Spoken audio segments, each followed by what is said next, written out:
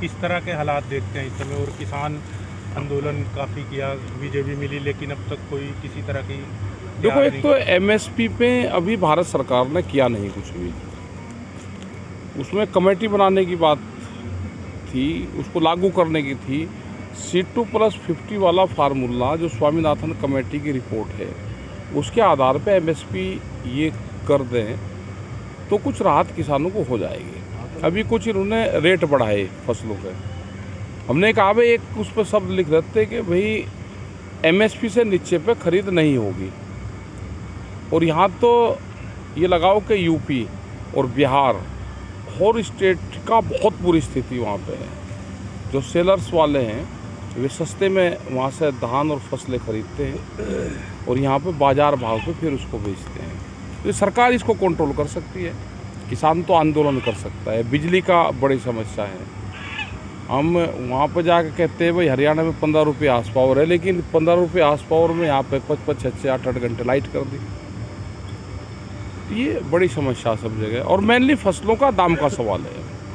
Sir क्या कहना चाहेंगे? पंजाब में अभी बीते दिनों आप भी गए थे, सिद्धू मूसेवाला जो है गायक, उनकी डेथ हुई है। काफ़ी लगातार जो है क्राइम भी बढ़ा है, किस तरह देखते हैं आप? देखो, जिस तरह के क्राइम बढ़ रहे हैं, पंजाब से बहुत यूथ पंजाब से निकल रहा है। अब अगर उसको रोकना तो क्राइम को कंट्रोल करना पड़ेगा।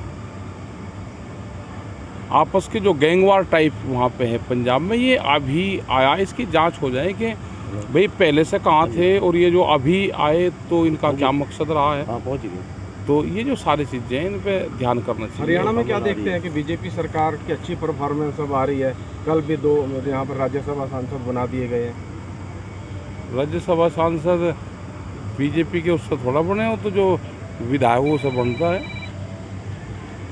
बन गए होंगे तो भाई सब ऐसी हैं। भाई सरकार तो सबको पता है कि कैसे बनते हैं और कैसे चुनाव हो रहे हैं। आने वाले टाइम पे क्या होगा इसमें तो जो विपक्ष वाले हैं, जो खास करके पॉलिटिकल पार्टियां हैं, उनको ध्यान अपना केंद्रित करना चाहिए कि आज की राजनीति कहाँ जा रही है। वे इलेक्शन लड़ते हैं, हम तो नॉन पॉलिटिकल लोग हैं। हम तो आंदोलन का मूवमेंट कर, सरकारें अगर काम नहीं कर रही तो हम तो उन पॉलिसी का विरोध करते हैं पूर्ण रूप से। ऐसा उत्तर प्रदेश में उस समय दिल्ली में काफ़ी पिछले दिनों प्रदर्शन हुआ है। एक बीजेपी की पूर्व प्रवक्ता है, उनके द्वारा एक बयान दिया गया था। किस तरह से देखते हैं? हालांकि राजनीति पूरे देश में बवाल मचा। देखो, गलत है किसी भी धार्मिक उसमें बयानबाजी करना किसी के भी प्रति। जो लोग जिस धर्म में आस्था रखते हैं उसके लिए वो पूजनीय है पूर्ण रूप से। आप धार्मिक उस पर चोट करोगे तो इस तरह के ये हिंसक हुए होती हैं फिर।